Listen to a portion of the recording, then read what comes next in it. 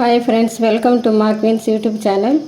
ఇదిగోండి, ఇవాళ ఇది పనస పొట్టు అనమాట. పనసకాయకి పీసులు వస్తాయి చూడండి. అవి ఇలా ఉంటాయి. ఇలా ఇవి వేస్ట్కి పడేస్తారు కదా, ఇది చట్నీ చేసుకోవచ్చు. ఇంతకుముందు చేశాను, చాలా బాగుంది. ఇప్పుడు కూడా చేస్తున్నాను. ఇప్పుడు వీడియో పెడుతున్నాను. మీరు కూడా అలానే చేసుకోండి. ఇదిగోండి పచ్చిమిరపకాయలు, ఎందుకంటే కారం తక్కువ, అందుకని కొంచెం ఎక్కువ వేసాను. కారం ఎక్కువ ఉంటే తక్కువ వేసుకోండి, కారం తక్కువ అంటే ఎక్కువ వేసుకోండి. ఇదిగో పోయినసారి పచ్చి కొబ్బరి వేయలేదండి, ఈసారి పచ్చి కొబ్బరి వేస్తున్నాను కొద్దిగా. ఇదిగోండి జీలకర్ర, ఇదిగో ఎల్లిపాయలు, ధనియాలు వేయించిన ధనియాలు, ఇదిగో సాల్టు. ఇదిగోండి ఒక టమాటా, టేస్ట్ కోసం ఒక టమాటా వేసుకొని చింతపండు వేసుకోవాలి. ఇదిగోండి చింతపండు ఇది వేస్తున్నాను.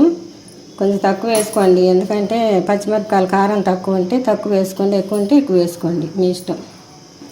ముందు ఇది వేస్తున్నానండి, ఎందుకంటే మెదిగిద్దో లేదు, అందుకని నారులాగా ఉంటుంది కదా, అందుకని ఇది వేస్తున్నాను. ఇది వేసాక ఇది కొంచెం మెదిగాక అది వేస్తాను. కొబ్బరి దీనిలో వేస్తున్నాను. ఇవన్నీ కొబ్బరి, జీలకర్ర కొద్దిగా 2 వాయలు వేసాను. ధనియాలు కొద్దిగా, ఎల్లిపాయలు కొద్దిగా, టమాటా సగం వేసాను. ఇదిగో పచ్చిమిరపకాయలు తక్కిన దానిలో మళ్ళీ వేయాలి. సాల్ట్, ఇవ్వండి సాల్ట్. ఇదిగోండి చింతపండు వేస్తున్నాను.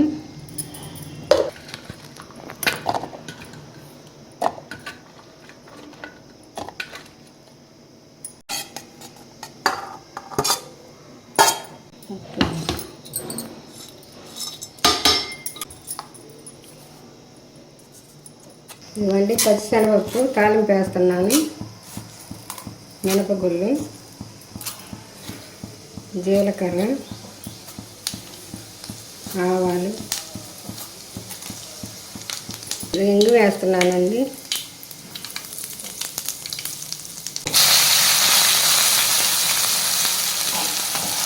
ఈ పచ్చి కరివేపాకు కొద్దిగా తుంచి వేసుకున్నాను ఫ్లేవర్ కోసం.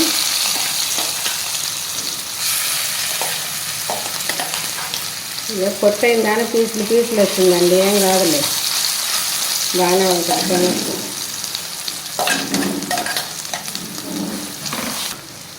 ఇది పసుపు వేస్తున్నాం.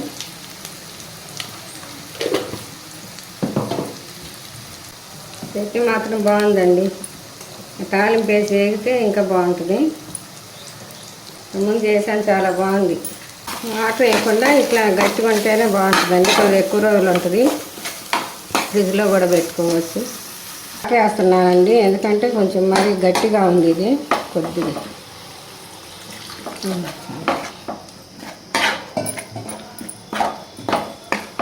తినేటప్పుడు మరి గట్టిగా ఉంటుందేమో, అందుకని కొంచెం వేసాను.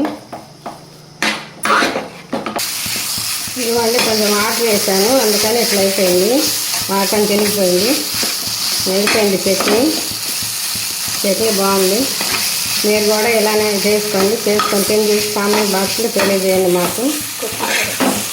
కొత్తిమీర వేస్తున్నాను, ఇంకా ఫైనల్గా అయిపోయింది, ఆపేసాను. ఇవన్నీ కొత్తిమీర చట్నీ అయితే బాగుందండి. కాకపోతే ఎమ్మటి తెచ్చుకోగానే, కాయ మీద తెచ్చుకోగానే ఎమ్మటి చేసుకుంటే పీసు రాదు. మేము కొద్ది రోజులు, 1 వారం 10 రోజులు ఫ్రిడ్జ్లో పెట్టాము, అందుకని కొంచెం పీసు వచ్చింది పండి.